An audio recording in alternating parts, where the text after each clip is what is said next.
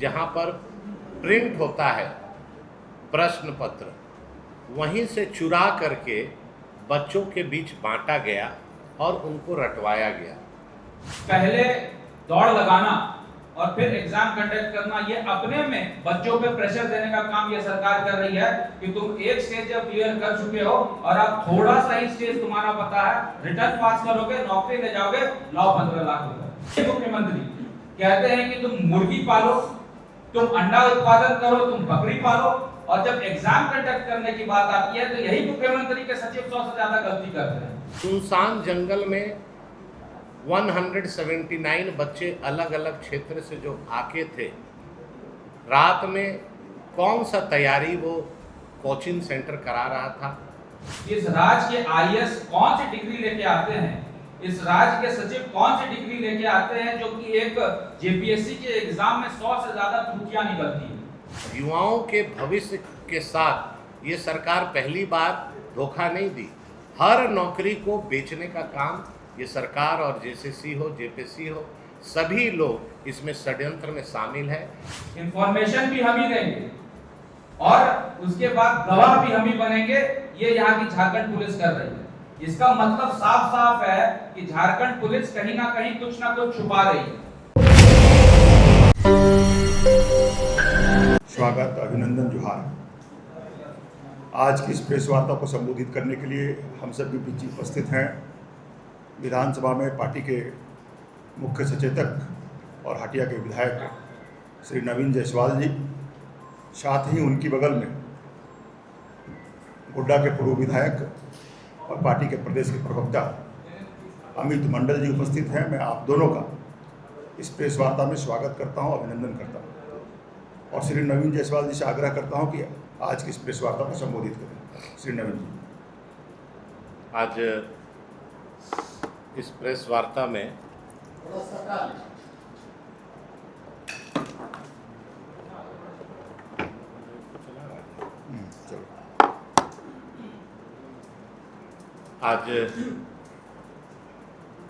Press वार्ता में Bharatiya Janata party प्रदेश कार्यालय में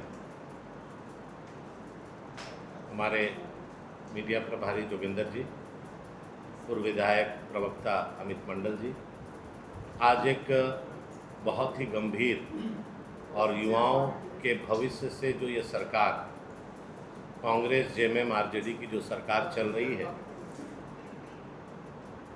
इनके कार्यकाल में ये पहली घटना नहीं हुई है। जितने भी एग्ज़ाम होते हैं, कहीं ना कहीं बच्चे जब जाते हैं एग्ज़ाम सेंटर पे और जब लौट के बस में आते हैं तो व्हाट्सएप ग्रुप में चलने लगता है कि पेपर लीक हो गया। आपको याद है कि 12 अप्रैल को जो उत्पाद सिपाही की बहाली को लेकर रिटर्न एग्ज़ाम हो रहा था, उसके एक दिन पहले 179 बच्चे तमाड़ के रड़गांव में गिरफ्तार हुए। उनके साथ अतुल्य वत्स, जो इंटरनेशनल गिरोह का सरगना है, वो भी वहाँ पर सशरीर उपस्थित था, वो भी गिरफ्तार हुआ। आनन फानन में पुलिस महकमा रात में पहुंच करके इन सारे प्रकरण को लीपापोती करने का प्रयास कर रहा है। मैं इसलिए ये बात कह रहा हूं कि अगर आप ध्यान देंगे कि एग्ज़ाम सेंटर से जो बरामद पेपर या प्रश्न पत्र या मोबाइल के गैजेट्स में जो क्वेश्चनेयर थे, सरकार के इशारे पे पुलिस प्रशासन ने कहा कि ये पेपर लीक नहीं है। इतना हड़बड़ी करने के बजाय इसको पूरी तरह जांच करके अगर प्रशासन बयान देता, और जो एफआईआर दर्ज हुआ आपका तमाड़ थाना में, उसमें थाना प्रभारी ही कह रहे हैं कि वहाँ पर जो तथ्य आए, बच्चों से जो बात हुई, उन्होंने कहा कि ये जो जहाँ पर प्रिंट होता है प्रश्न पत्र, वहीं से चुरा करके बच्चों के बीच बांटा गया और उनको रटवाया गया। दोनों चीज़ में विरोधाभास है। और अगर मैं एक समय मान लेता हूँ कि वहाँ पर कोचिंग सेंटर के द्वारा उनको रटाया जा रहा था या प्रिपरेशन कराया जा रहा था, तो सुनसान जंगल में 179 बच्चे अलग अलग क्षेत्र से जो आके थे, रात में कौन सा तैयारी वो कोचिंग सेंटर करा रहा था? अगर कोचिंग सेंटर था और बच्चों को प्रिपेयर करा रहा था तो 180 लोगों को गिरफ्तार करके जेल क्यों भेजा गया? प्रश्न यहाँ उठता है।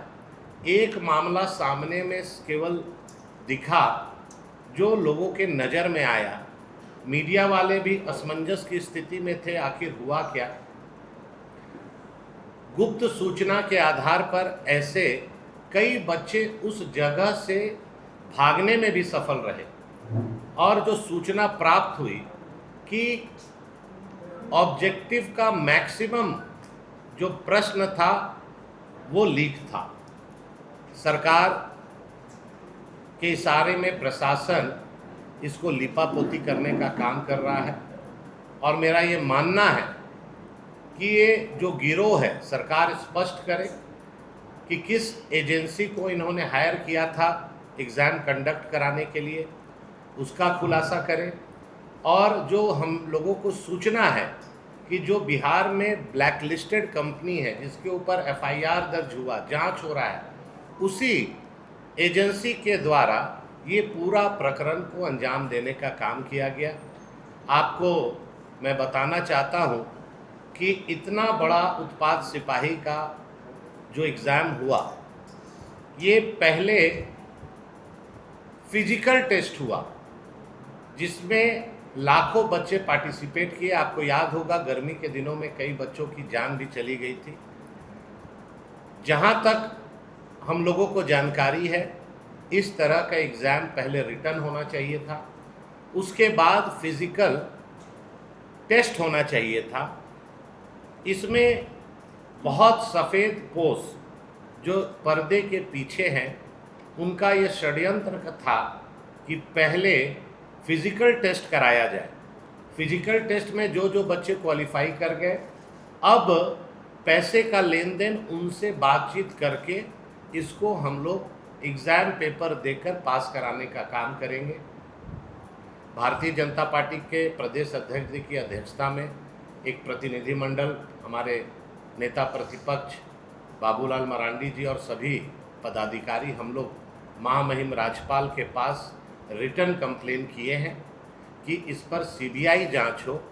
और जो कांग्रेस और JMM के प्रवक्ता बयान दे रहे हैं और आरोप लगा रहे हैं, तो आरोप लगाने के बजाय अगर सरकार निष्पक्ष एग्ज़ाम कराई है, सरकार और JCC अगर फेयर, जिस तरह के आनन फानन में उनके चेयरमैन आकर प्रेस कॉन्फ्रेंस कर दिए, लग रहा था कि वही CBI डायरेक्टर है और सब चीज़ की जानकारी उन्हीं को है, तो ये दर्शाता है कि कहीं ना कहीं घालमेल है। और युवाओं के भविष्य के साथ ये सरकार पहली बार धोखा नहीं दी। हर नौकरी को बेचने का काम ये सरकार और JCC हो, JPC हो, सभी लोग इसमें षड्यंत्र में शामिल है। तो अगर JMM मुख्यमंत्री जी से मेरा अनुरोध है कि अगर आपके मन में कोई छल कपट नहीं है, कोई पाप नहीं है, आप यहाँ के नौजवानों को निष्पक्ष न्याय दिलाना चाहते हैं, तो जो हम लोगों ने मांग रखी है राज्यपाल के पास, आपसे भी यही अनुरोध करते हैं कि आप CBI जांच की अनुशंसा कीजिए। दूध का दूध, पानी का पानी सामने स्पष्ट हो जाएगा, ताकि जो आज पूरे झारखंड के उत्पाद सिपाही के अभ्यर्थी हैं, शंका की नज़र से पूरे प्रकरण को देख रहे हैं। एक सेंटर में इतने बच्चों का पकड़ा जाना ये दर्शाता है कि इससे कई सेंटर हैं जहां पर पकड़े नहीं गए और वहां पर पेपर जो लीक हुआ उस हिसाब से वहां एग्ज़ाम दिए। तो फेयर एग्ज़ाम ये नहीं है, इसमें खरीद फरोख्त का एग्ज़ाम है। जो बच्चे पैसे देकर पेपर खरीदे वो क्वालिफाई करेंगे। जब ये रिज़ल्ट आएगा तो आप भी देखेंगे कि इसमें मेरिट में आए हैं या पैरवी में आए हैं या पैसे में आए हैं। इसीलिए मेरा मानना है माननीय मुख्यमंत्री जी इसमें स्पष्ट करें और सीबीआई जांच का हम लोग आग्रह और अनुरोध करते हैं नौजवानों के भविष्य के लिए। और यही मेरा आपसे निवेदन है कि इस विषय को गंभीरता से आप लेकर के झारखंड के युवाओं के भविष्य को ये सरकार साकार करे और उनके साथ न्याय हो। अमित मंडल। दोस्तों, जैसा आपने अभी सुना, हमारे मुख्य सचेतक नवीन जी ने स्पष्ट रूप से कहा कि उत्पाद पुलिस की जो बहाली हुई है उसमें भारतीय जनता पार्टी का क्या स्टैंड है। मैं उनकी बातों में कुछ और जानकारी और तथ्य आपके माध्यम से इस क्षेत्र के, इस राज्य के युवाओं को बोलना चाहता हूं। यदि हम लोग सिलसिलेवार तरीके से चले तो आपको याद होगा, इससे पहले इसी विधानसभा के अंदर जेएसएससी सीजीएल का मामला उठा था और जेएसएससी सीजीएल में भारतीय जनता पार्टी ने बहुत ही जबरदस्त पुरजोर विरोध किया। हम लोग सड़क पर थे और सड़क पर और सदन पर दोनों जगह हम लोगों ने विरोध किया। इसका नतीजा क्या निकला? इसका नतीजा ये निकला, और आपकी जानकारी के लिए मैं बता दूं कि जो एग्जाम कंडक्टिंग एजेंसी थी, नाम था सतवत इन्फोसो। विधानसभा के अंदर भी ये आवाज गूंजा। जो एग्जाम कंडक्टिंग एजेंसी थी, आज वो ब्लैकलिस्ट हुई है। और आज 6 अप्रैल के आसपास की खबर मैं आपको बता दूं कि हाई कोर्ट ने फिर उनकी याचिका जो ब्लैकलिस्ट हटाने की थी, आज फिर से उसको पुनः बहाल किया। तो मतलब हाई कोर्ट भी ये मान रही है कि सतवत इन्फोसोल को ब्लैकलिस्ट करना सही था। और सतवत इन्फोसोल क्योंकि वहां पर एग्जाम कंडक्टिंग एजेंसी थी, तो आप समझ सकते हैं कि सीजीएल में किस तरीके का भ्रष्टाचार हुआ हो। ये सरकार को बताना चाहिए कि सतवत इन्फोसोल की जो निविदा प्रक्रिया है, जिस हिसाब से उस एजेंसी का चयन हुआ, वो किस आधार पर सतवत इन्फोसोल का चयन जो है ये सरकार ने किया।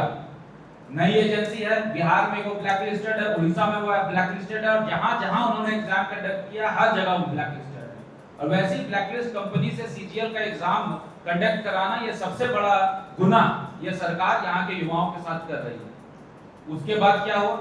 उसके बाद आपको याद होगा कि उत्पाद पुलिस में 12 बच्चों की मौत हुई थी जब वो दौड़ लगा रहे थे। और जैसा नवीन जायसवाल जी ने कहा कि पहले दौड़ लगाना और फिर एग्जाम कंडक्ट करना, ये अपने में बच्चों पे प्रेशर देने का काम ये सरकार कर रही है कि तुम एक स्टेज जब क्लियर कर चुके हो और अब थोड़ा सा ही स्टेज तुम्हारा पता है, रिटर्न पास करोगे, नौकरी ले जाओगे, लाओ 15 लाख रुपए, लाओ 10 लाख रुपए। इस तरह की बोली लगाई गई। युवाओं के भविष्य के साथ खिलवाड़ करने का काम जो ये सरकार ने किया, ये युवाओं को 12 बच्चों की जो मौत हुई है उससे भी भयावह स्थिति आज उत्पन्न हो गई है। अग्निवीर की भी एग्जाम जो होती है, आपको पता होगा, पहले रिटर्न अप करता है फिर फिजिकल करता है। ये सरकार बताए कि किस बिना पर, किस थ्योरी पर और किस स्टडी के आधार पर इन्होंने पहले फिजिकल कर दिया और फिर रिटर्न किया। ये सबसे बड़ा सवाल है। बच्चों पे अननेसेसरी प्रेशर देने का काम इस सरकार ने किया है कि आप फिजिकल जब क्लियर करके एक स्टेज और आपका बचा हुआ है, कुछ माल निकालिए, रिटर्न ले जाइए। ये दुकानदारी जो चल रहा है झारखंड में, ये सबसे बड़ा दुखद बात यहाँ के युवाओं के लिए। उसके बाद आपकी जानकारी के लिए और आपके माध्यम से ही जो सूचना हम लोगों के पास आई, हालिया दिनों में जेपीएससी की परीक्षा हुई, जेपीएससी की सहायक वनरक्षी की परीक्षा हुई।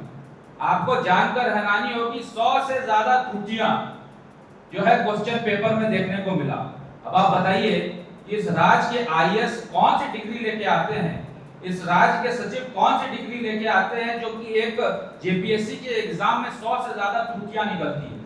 ये बहुत ही विडंबना है झारखंड के लिए कि जो यहाँ के युवा जो अपने आप को सिद्ध करने के लिए इतनी मेहनत कर रहे हैं, और यही मुख्यमंत्री कहते हैं कि तुम मुर्गी पालो, तुम अंडा उत्पादन करो, तुम बकरी पालो, और जब एग्जाम कंडक्ट करने की बात आती है तो यही मुख्यमंत्री के सचिव 100 से ज्यादा गलती करते हैं। तो उस स्थिति परिस्थिति में यहाँ के युवा किस प्रकार से ये मान ले कि जेपीएससी की एग्जाम सही तरीके से हो रही है, जेएसएससी की एग्जाम सही तरीके से हो रही है, और जो एजेंसियां एग्जाम ले रही है वो सही तरीके से काम कर रही है। इतना ही नहीं, आपको जानकर और हैरानी होगी कि जेएसएससी उत्पाद पुलिस की जो ये एग्जाम लेने वाली एजेंसी है, और मैं नाम का भी खुलासा नहीं कर पाऊंगा, हमारे पास पूरा डिटेल है, एक एक खाका है, मैं नाम का खुलासा नहीं करूंगा, मैं आपके माध्यम से सरकार से सवाल करूंगा और आपको सरकार से सवाल करना है कि आखिर ये कौन सी ऐसी एजेंसी थी जो बिना एक्सपीरियंस के, जिसका रजिस्ट्रेशन 2026 में होता है, और वो एग्जाम लेने, इतनी बड़ी एग्जाम लेने सीजीएल उत्पाद पुलिस की, वो सॉरी जेएसएससी उत्पाद पुलिस की, वो झारखंड आ जाती है। क्या ये एजेंसी अन्य जगह पर भी एग्जाम उन्होंने कंडक्ट किया है? क्या वो वैसे जगह जहां इन्होंने एग्जाम कंडक्ट किया है विगत 3-4 महीनों में, कि क्या उनकी जो है संलिप्तता पेपर लीक में स्पष्ट वहां पर दिख रही है? मैं आपकी जानकारी के लिए बता दूं कि यही एजेंसी ने बिहार में बिहार शिक्षा भर्ती टीआरई 3 का भी एग्जाम लिया था, और EOU economical offence unit Bihar का, उन्होंने इस कंपनी को ब्लैकलिस्ट करने का रिकमेंडेशन वहां दिया। और जब उस वैसी कंपनी जो ब्लैकलिस्ट करने का रिकमेंडेशन लेके एक जगह जाती है, झारखंड उसको खुले दिल से और खुले जो है रेड कारपेट बिछा के उसका इंतजार करती है कि तुम झारखंड आओ और झारखंड में यहाँ पर सीटों का बंदरबाट करो।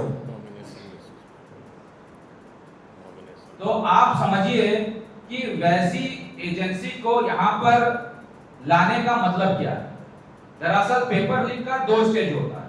पहला स्टेज जब पेपर प्रिंटिंग प्रेस में जाता है छपने के लिए, और दूसरा स्टेज जब ये सेंटर्स एग्जाम कंडक्ट करती है। तो दोनों ही जगह जो है पेपर लीक का मामला कहीं ना कहीं बन जाता है। और एफआईआर में साफ आप देख रहे हैं, जो एफआईआर हुआ है उसमें साफ साफ ये बताया जा रहा है कि जब एजेंसी का प्रिंटिंग प्रेस में जा रहा था पेपर, तब ये जो है पेपर लीक का मुद्दा उठा है। तो कहीं ना कहीं अतुल वत्स, जिसकी आप लोग बार-बार चर्चा कर रहे हैं, उसका सेटिंग वैसे कमजोर एजेंसी के साथ होता है, कमजोर एजेंसी के कर्मचारियों के साथ होता है, जो कि दोनों स्टेज पर कॉम्प्रोमाइज पोजीशन में रहते हैं और वो कहीं ना कहीं इंफॉर्मेशन अंदर से बाहर देने का काम करते हैं। ये काफी दुखद है, दुर्भाग्य है यहाँ के सरकार के लिए भी, यहाँ के युवाओं के लिए भी, कि ऐसी एजेंसीज का चयन ये सरकार कर रही है। और इसके साथ साथ मैं कुछ बातें, कुछ तथ्य आपके सामने और रखूंगा। ये सरकार जो है रिएक्टिव मोड में काम कर रही है, प्रोएक्टिव मोड में काम नहीं कर रही है। जब सरकार को लगता है गलती हुई है, तब कुछ कार्रवाई नाम मात्र के लिए कर देती है।